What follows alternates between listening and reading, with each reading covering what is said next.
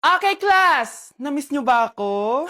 Bumalik na si ma'am! At dahil first meeting natin, hindi muna ako magli-lesson. Gusto nyo ba yon? Ma'am, pwede po kami kumain sa kantin? Sure! Oh, yung mga gustong kumain, kumain na. Gawin nyo na lahat ng gusto nyong gawin. Basta, today lang yan ha. Next week, magli-lesson na tayo. Grabe, ang bait talaga ni ma'am, no? True, be. Kaya favorite ko yan si ma'am eh. Tara na, kain na tayo. Okay, class. What is the powerhouse of the cell? Scarlett?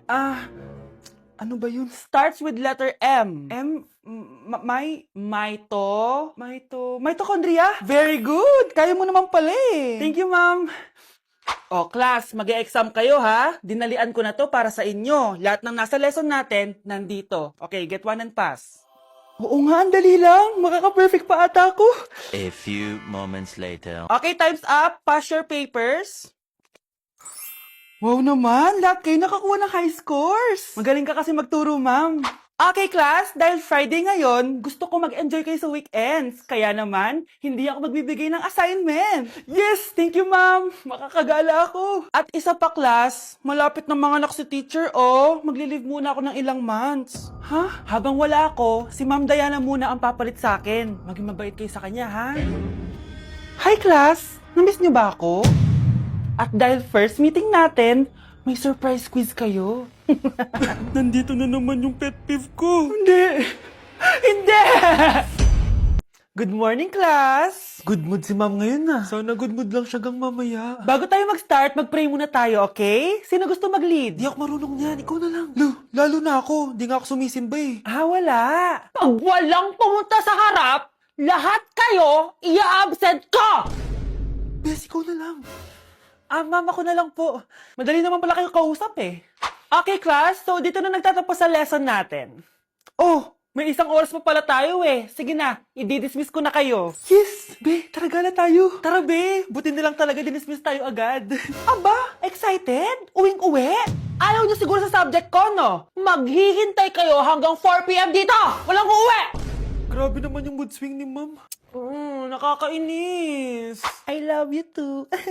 Okay, class. Dahil good mood ako today, hindi tuloy ang quiz at lesson natin. Ay, salamat. Magagawa ko na yung assignment ko sa math. Bes, pakopya naman ako niyan. Aba, sino nagsabi sa inyo na pwede kayo gumawa ng assignment sa ibang subject, ha? Ma'am, talagang sinisira niyo mood ko, ha? Lahat kayo bagsak sa quiz! Excuse me, Ma'am Reyes? Bakit mo tinatakot ang mga anak ko? Ma'am, hindi sila matututo kung hindi ko sila tatakutin. Hindi mo kailangan takutin ng mga bata. Kausapin mo sila na maayos. Tama. Tayo ang pangalawa nilang magulang. Dapat maging safe sila sa atin. Gusto mo bang maalala ka nila sa mga pananakot mo? Facts, ma'am. Umayos ka na, ha? Kung ayaw mong isumbong kita sa principal. Deserve. Wow, Scarlett! Ang ganda naman ng bahay niyo! Pinaghirapan niya ng mga magulang ko, bes. Alam mo, parang ganito din yung bahay namin eh. Kaso mas malaki lang yung amin, tapos may swimming pool. Ganun ba, bes? In fairness, ang laki ng TV niyo oo. 75-inch yan. Pero parang mas malaki yung sa amin. 120-inch kasi yung sa amin. Parang sine na nga eh. Laki nga, bes. Wow! Eto kwarto mo, bes. Ang ganda. O, diba? Ako nag-design neto. Alam mo, bes, yung kwarto ko, may second floor. Tapos may walk-in closet pa. Parang wala kang ganun. Hoy, di ka una, bes! Anong nangyari dito? Anak, magugas ka na ng plato dito? Ito na po, Nay. Ang dami naman nito. Ay, buti na lang talaga may bida. Wow, Bes. Ang syala naman ng dishwashing soap nyo. Eto ba, Bes? Alam mo ba, si Coco Martin ang may-ari neto. At siya mismo ang namili at nag-test neto. Talaga ba, Bes? Oo naman, Bes. Bida kontra sebo to. Oh, diba? Natanggal agad ang sebo. Di tulad na nakasanayan. Bida sa sulit. Dahil konting patak lang, madami ka na mahuhugasan. Bida sa bula. Tignan mo naman, diba? Ang dami. At syempre, bida sa bango.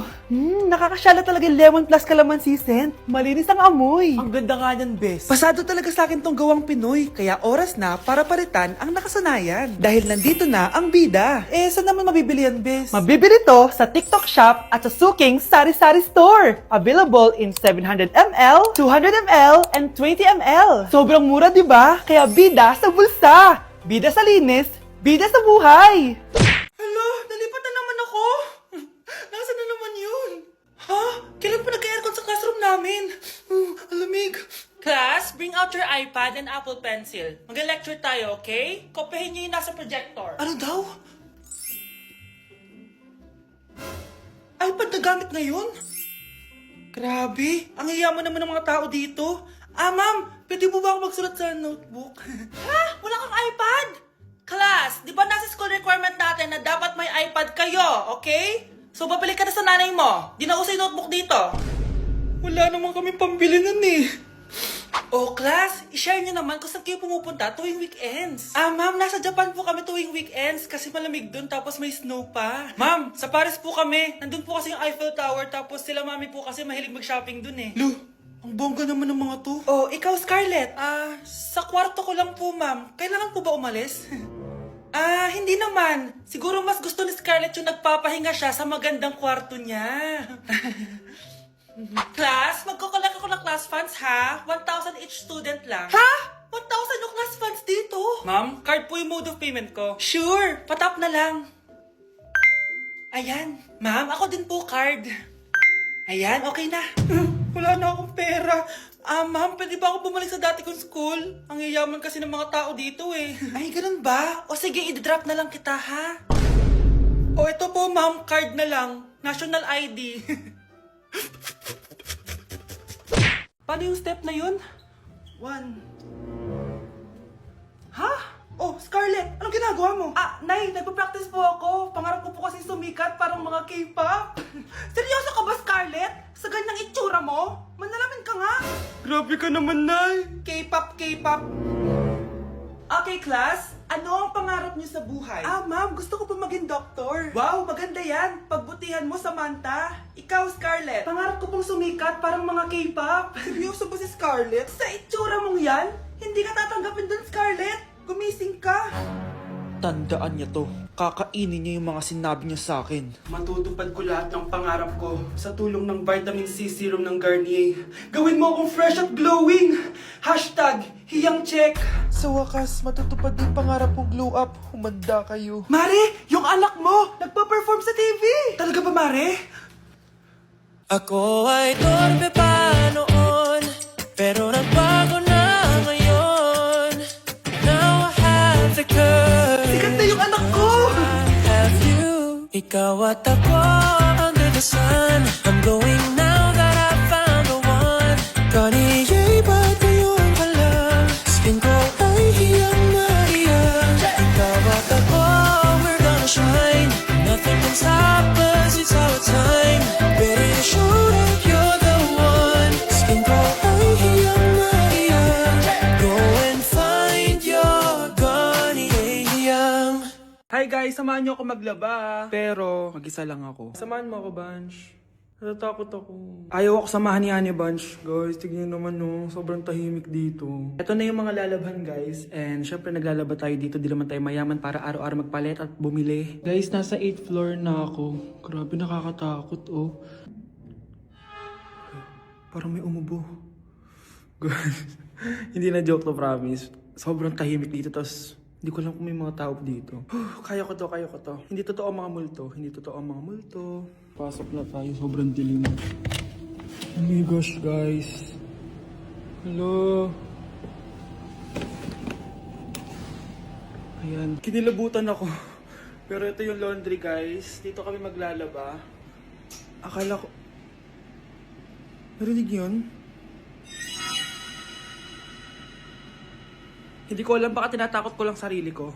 Okay, pero maglalaba tayo. Actually guys, hindi naman ako matatakot kung may multo dito kasi hindi ko rin naman sila maintindihan. Japanese yung mga multo dito, guys. Nissan, Honda, Mitsubishi. Baka biglang may maghanap ng hustisya dito sa hallway.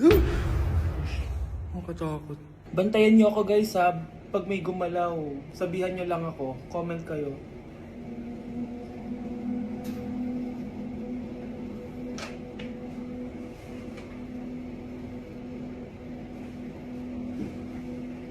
Babalik na ako sa hotel, guys. Hindi ko na kaya. Babalikan ko na lang yun mamaya. Guys, kinikilabutan pa rin ako. Babalik na ako sa room. Bala kayo dyan. Ayan, ang ganda ko na. Oh, anak. Nasa bahay ka lang? Naka-makeup ka pa? Anay, pupunta kasi yung maliligaw ko dito sa bahay natin. Siyempre, dapat maganda ako, di ba? Ganun ba? Sige, mag-aayos din ako. A few moments later. Wow, baka sa'yo pa ma-inlove yung maniligaw ko, Nay. Ano ka ba, anak? Natural beauty kaya to.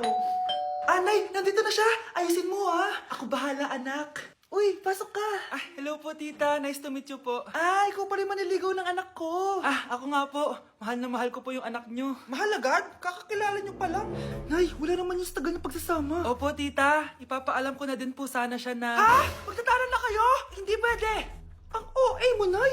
Na maging girlfriend ko po siya. Mayaman ka ba? Ano ba yung mga tanong mo, Nay? Sakto lang po. Sakto? Ay naku, baka wala ka mapakain dito sa anak ko ha. Matako pa naman tong babaeng to. Pero magtatrabaho po ako na maayos para sa future naming dalawa. Nay, sige na, payagan mo na siya. Sige, basta siguraduhin mo hindi mo papabayaan tong anak ko ha. Yes! Tay, pasok ka na. Wow, meet the parents agad. Hello po dito.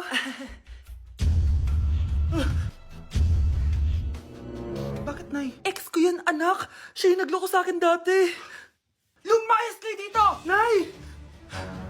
Scarlett! Tara na, anak! Nay! Ano ba kinalaman namin dalawa sa nangyari sa inyo dati? Basta! Hindi kayo pwede! Pero, Nay! Mahal ko siya!